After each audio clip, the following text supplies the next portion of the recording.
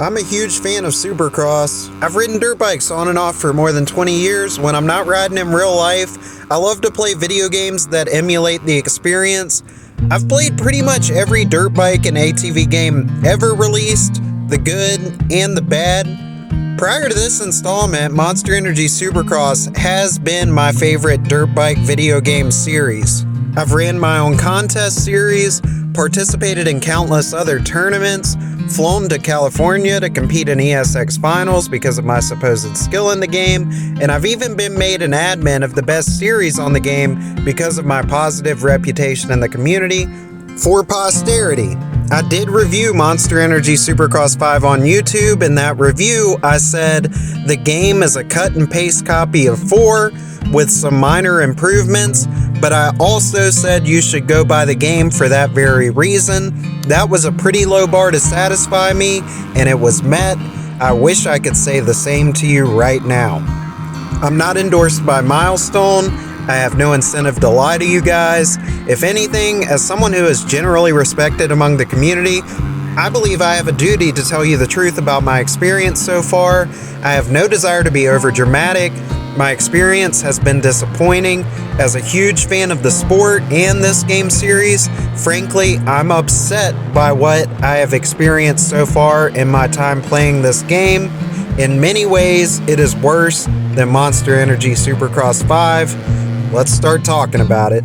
This game cost us $60 and the future of MXGP. Milestone made it seem as though MXGP was on hold, so Milestone could focus its attention on Supercross 6. The AI are so absolutely terrible on this game that unless you're an absolute newcomer to the series, you're going to have nothing to compete against. Here I'm playing Futures mode on realistic difficulty, and in less than 30 seconds I've put more than a straightaway gap on second place. I believe I lapped the entire pack on every short race I played on career mode on realistic difficulty, which means single player has no replayability. Time attack is presently broken. As you'll see here, I ran a 43.811, wasn't satisfied with that, so I did a 43.394. Let's go check the leaderboards. And the 43.394 did not save. The best I can tell, if you go faster than a certain time on numerous tracks on time attack, the game just won't save that fast time. Frankly, time attack is one of my favorite ways to play the game. This is a heavy blow to me personally.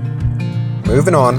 Many of the rhythm sections and all of the whoops sections in this game have been scaled down in size and rolled out. None of these jumps appear as steep as they did in real life, which is why I'm able to hit rhythm sections like this instead of how Eli Tomac might have done it in real life.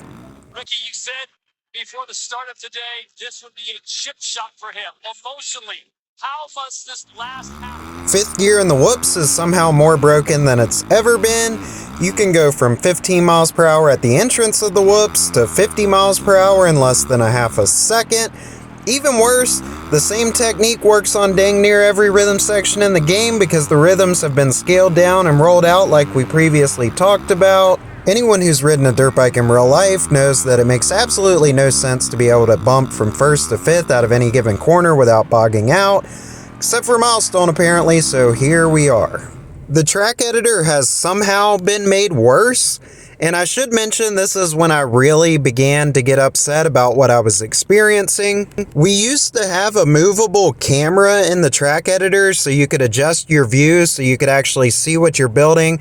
Milestone got rid of that. Now the camera is locked into place, and more often than not, you're not even going to really be able to see what you're doing. Even worse, once you've laid a flat section or a jump down, you can't really change a jump to a flat section or a flat to a jump section, so if you test it out and it doesn't work, you just have to delete the whole thing and start over again from scratch. The only thing Milestone added to the track builder was different dirt colors, some of which are so dark you can't even see what you're doing as you're building the track, and the different types of dirt do not affect the dirt bike at all. Some of the stadiums are so small you can't even really fit a track inside, once again making me pretty confident that Milestone did not actually play their game. Not only did Milestone make the track editor dang near unusable, the custom tracks themselves are now also worse than they were in Monster Energy Supercross 5 for some reason. The lighting on custom tracks makes it look like you're being chased by a LAPD helicopter spotlight. I mean, it's just truly bizarre. You can't see in front of you, but you can see right below your feet. Makes no sense. Sweeping corners have never worked on the game, and they still don't. And this is really the point in the video where I just need to go ahead and say, like, as of this point in the video, this game is legitimately worse than Monster Energy Supercross 5. I got a lot more complaints we're going to continue to unpack. I mean, the replayability of the game really stems from the fact that we can design custom tracks to fit our preferences and play those online or by ourselves or with our friends, and they made the custom track editor worse, and they made the custom tracks worse. Therein lies a strong argument to just not buy this game and continue playing Supercross 5. The camera lighting on the official tracks is also broken, which makes me, a consumer, question whether or not they even bothered to play their own video game. And there's two distinct examples I would like to give right now. One is that at some point, randomly, during the middle of a race, you will notice that your game goes from being in color to black and white. Without explanation, I don't know if the time changed or what, the sunset. It's truly bizarre, but that's not the worst part. The worst part is that some of the tracks, Arlington in particular, when you start the race, the track has this greenish yellow hue that makes it like just kind of awkward to look at. But over the course of the race, the track gets brighter and brighter until it can only be described as if you held a thinly sliced emerald in front of your face and used it to stare directly into the sun for hours. And I told y'all I would not be over dramatic, but I'm just totally blown away that they managed to make this game so much worse than its predecessor. Moving on. The faces of the various tunnel jumps on the game have been covered in Vaseline. Milestone added an online ranking system, which sounds nice at first, until you realize that your rank is weighted by the number of whips and scrubs you do instead of your racing results on a racing game. At a minimum, we were definitely misled about the scope of cross-platform. It's really only cross-console, and it doesn't even include private lobbies. And I saved my biggest complaint for last: cornering, or as Jeremy McGrath calls them in the game, bends. Of course, I've never heard a Supercross corner referred to as a bend, but Milestone frankly does not care about Supercross or the game as far as I can tell, so they called all the corners bends. Isn't that fun? Throughout the history of the Monster Energy Supercross franchise, the right stick has been used to adjust rider weight. Various players became really good at adjusting the rider weight and developed a technique called the corner scrub.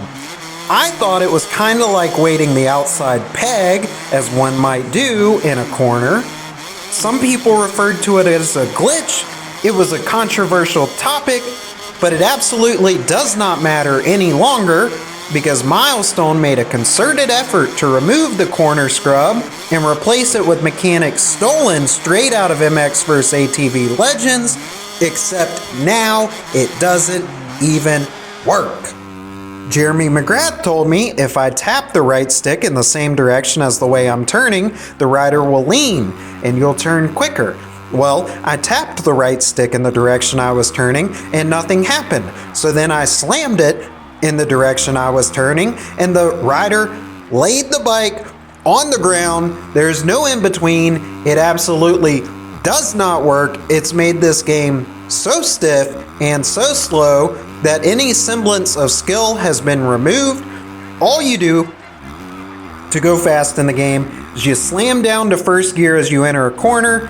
You bump immediately up to fifth gear as you're leaving the corner, except maybe on a rhythm section you might use fourth, maybe even third. But I mean, really, I haven't experienced the bike bogging yet, so I see no reason not to just bump straight up to fifth gear. And it should be mentioned, for whatever reason, if you tap the brakes at all while you try to turn, you are going to crash and crash and crash again. The turning mechanics in this game are simply broken. In light of everything I've just talked about, the only legitimate justification to buy this game in my eyes is if you want to play a Supercross game competitively. Obviously, most of the leagues are moving from Supercross 5 to Supercross 6. I've done 2 league races so far, and I mean, I promise you guys, every time I've turned the game on, I've been disappointed for a different reason.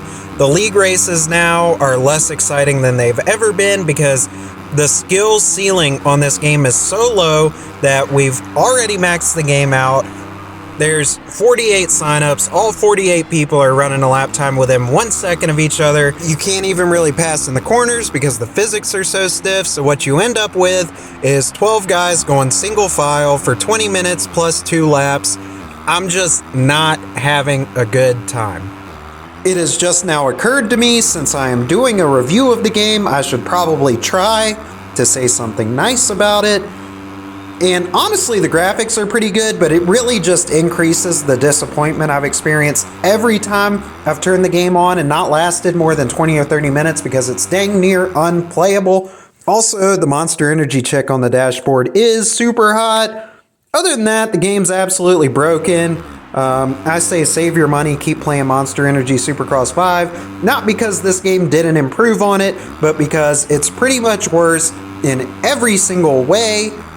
I hope you've enjoyed the review, and I look forward to catching y'all next time. Peace.